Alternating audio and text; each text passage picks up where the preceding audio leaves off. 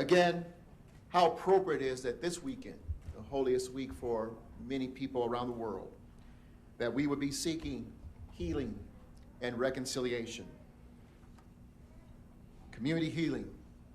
To heal, we must be willing to face and address things we have avoided, apologize for wrongs we have committed, and follow through with the actions that are true to ongoing positive change. For too long, this painful history has been swept under the carpet and is without question a long overdue apology is indeed warranted. And so I want to read this letter of apology on behalf of the people of this great city to our neighbors, our friends, our family members, co-workers. Some we know, many we don't. But know that on behalf of the people, this comes from the heart as we begin the process of healing and reconciling. Whereas the racial hostility and institutional inequities began with the arrival of the first Chinese immigrant workers in 1869, where they were forced to live and work in the segregated area of Chinatown, founded on Wazee Street between 15th and 17th Streets. Chinatown was one of several geographical ghettos that were created in the city to confine its undesirable residents. In later years, this discriminatory practice continued in the form of restrictive covenants in housing deeds along with gentlemen agreements to prevent Orientals from living and working in other areas in the city. Consequently, they were compelled to live in substandard housing and work in limited occupations. Despite these discriminatory conditions, the early Chinese inhabitants of Denver's Chinatown developed a thriving working-class community that served as a safe and secure place for Chinese immigrants working in the city and the state, as well as commercial destinations for other Denverites. Yet, irresponsible government reports at the time regularly condemned it as a den of inequity and its inhabitants as conveyors of social diseases. Tragically, the anti-Chinese riot of October 31st, 1880, nearly destroyed Chinatown, killed Luke Young, a young laundryman, and wounded hundreds of others. The city police failed to protect its Chinese residents from the violent mob that was intent on expelling them from the area. The city courts failed to punish the murderers of Luke Young, even though they were credible eyewitnesses to his beatings and lynching. The city government at the time failed to protect the Chinese community before, during, and after the riot. In subsequent years, following the federal government's mandated exclusion of Chinese workers from entering the United States in 1882, the city aggressively pursued a policy of harassing its Chinese residents and enforcing the immoral exclusion laws.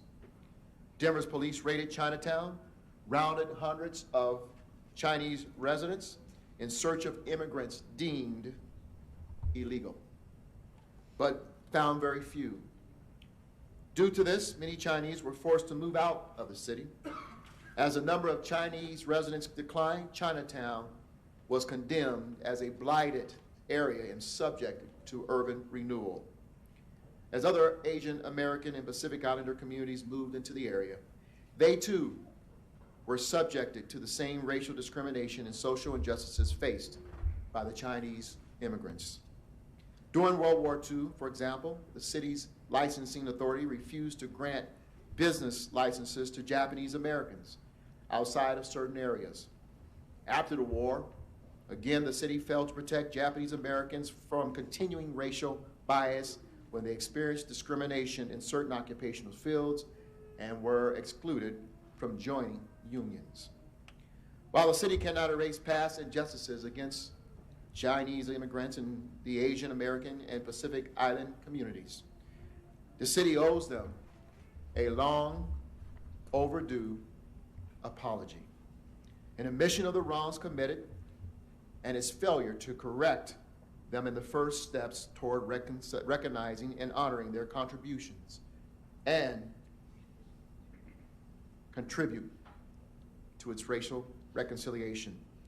It will also serve to educate those who are ignorant of this shameful chapter in Colorado's history and hopefully bring some closure to the families whose loved ones suffered official violence and abuse. In doing so, Denver can deal with the continued consequences of past violence and discrimination, such as the recent surge in anti-Asian hate crimes across the nation. As part of this process, the city is committed to supporting the establishment of an Asian Pacific Historic District, sponsoring the painting of public murals depicting the history and culture of Asian Pacific Coloradoans, partnering on the development of a public education program about Asian Pacific Coloradoans, and founding an Asian Pacific American Community Museum, which will be the first of its kind in the Rocky Mountain region.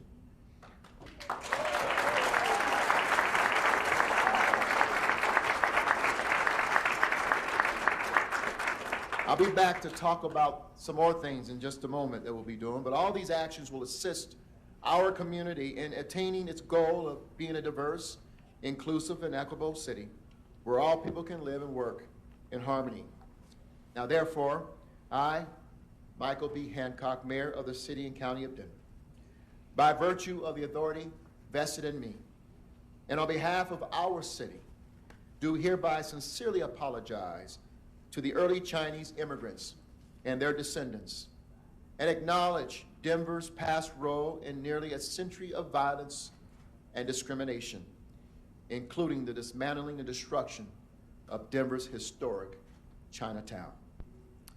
In witness whereof, I have and will hereunto set my hand and cause the official seal of the City and County of Denver to be affixed this 16th day of April 2022.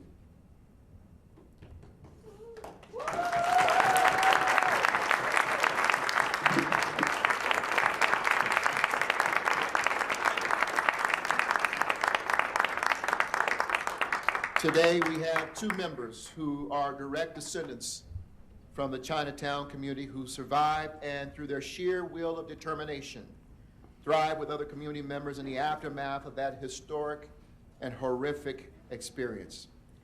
I want to invite Lung and Shin families to stand and be recognized today for their families' resilience and considerable contributions to our city.